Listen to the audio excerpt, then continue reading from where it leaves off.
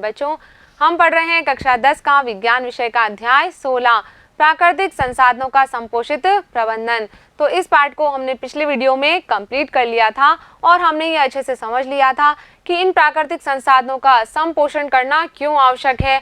इसी के साथ साथ हमने वन प्रबंधन, जल प्रबंधन और जीवाश्म ईंधनों के प्रबंधन के बारे में भी चर्चा की थी। अब इस भाग में करेंगे हम इस पाठ के अभ्यास प्रश्न जो कि हमारी पाठ्य पुस्तिका में दिए गए हैं। तो जल्दी से आप अपने कॉपी और पेन लेकर तैयार हो जाइए। चलिए शुरू करते हैं।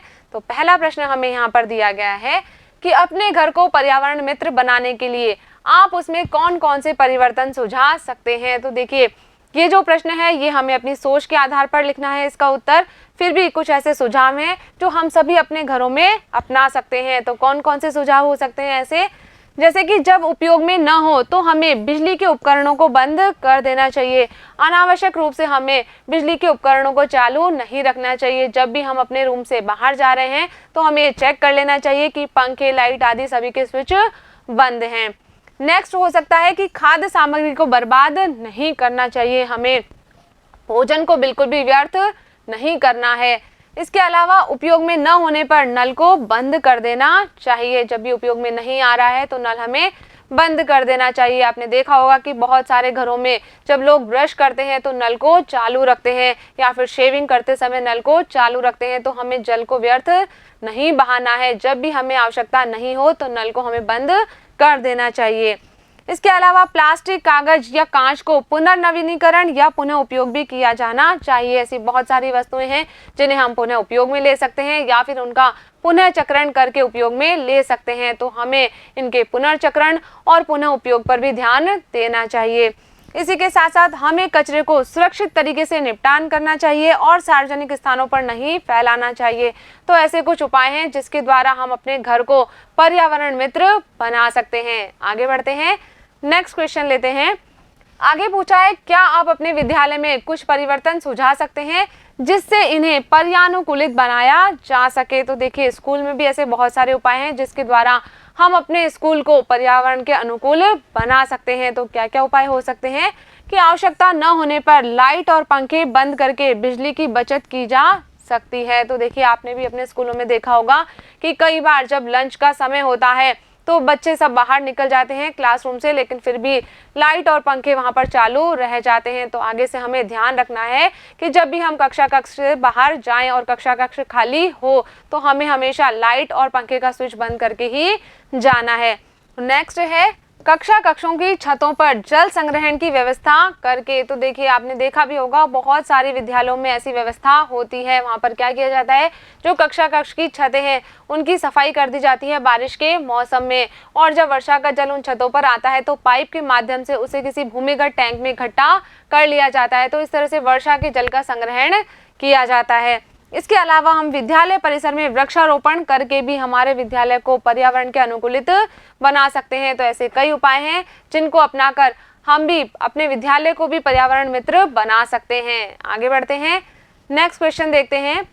आगे पूछा है, इस अध्याय में हमने देखा कि जब हम वन एवं वन्य जंतुओं की बात करते हैं तो 4 मुख्य दावेदार सामने आते हैं। इन दावेदारों के बारे में हमने पाठ में चर्चा की थी।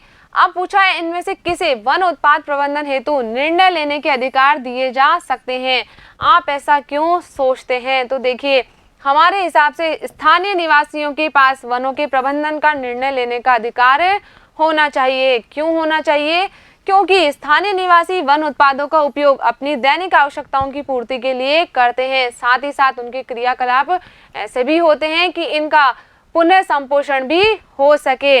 तो ये अपने अनुभवों के आधार पर इन संसाधनों का प्रबंधन इस प्रकार करते हैं कि संसाधनों का पुनः पूरण भी होता रहे, यानी कि ये इन वनों को कोई अधिक नुकसान नहीं पहुंचाते हैं। जबकि जो उद्योगपति हैं उन्हें इन वनों के संपोषण से कोई लेना देना नहीं होता है। वे केवल अपने स्वार्थ के लिए इन वन उत्पादों पर निर्भर रहते हैं। तो स्थानीय निवासियों के पास में इन वनों के प्रबंधन का अधिकार होना चाहिए। आगे बढ़ते हैं, नेक्स्ट क्वेश्चन लेते हैं। आगे पूछा है, अकेले व्यक्ति के रूप में आप निम्न के प्रबंधन में क्या योगदान दे सकते हैं। तो पहले पूछा है वन एवं वन्य जंतु, बी है जल संसाधन और सी है कोयला एवं पेट्रोलियम।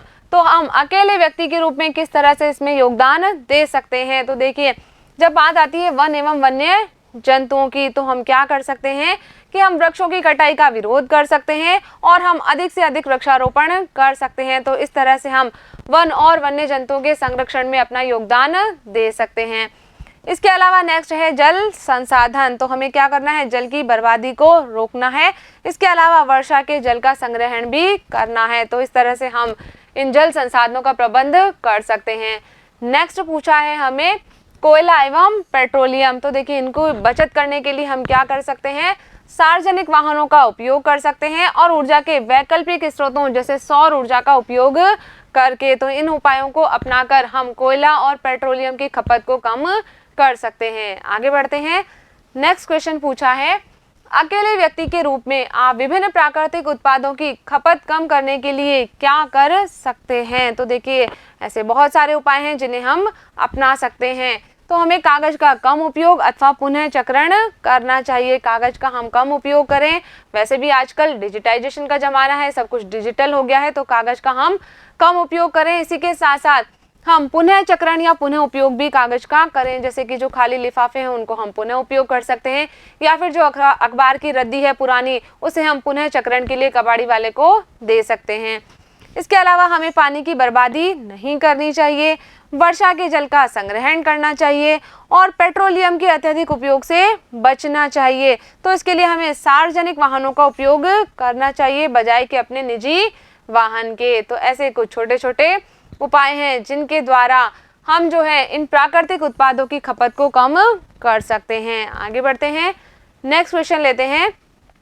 इस अध्याय में उठाई गई समस्याओं के आधार पर आप अपनी जीवन शैली में क्या परिवर्तन लाना चाहेंगे जिससे हमारे संसाधनों के समपोषण को प्रोत्साहन मिल सके। तो देखिए हम क्या कर सकते हैं, इसके लिए अपनी जीवन शैली में हमें कुछ परिवर्तन लाने आवश्यक है। क्या करना है, हमें अधिक से अधिक वृक्षारोपण करना है और प्लास्टिक और पॉलिथीन बैग का उपयोग कम से कम करना है। यानी कि हमें जो है प्लास्टिक या प्लास्टिक से बने जो भी उत्पाद हैं उनके उपयोग को इनकार करना है, कम से कम उनका उपयोग करना है और अधिक से अधिक हमें वृक्षारोपण करना है। इसके अलावा और भी कई कार्य हो सकते हैं, जैसे कि हम बात करें यहाँ पर कि पुनर्नवीनीकरण कागज का उपयोग करें। हमें कागज का उपयोग करना है और बार बार हमें उसे उपयोग में लेना है, पुनर्चक्रण करके उसे उपयोग में लेना है। व्यर्थ हमें कोई भी चीज़ नहीं करनी है।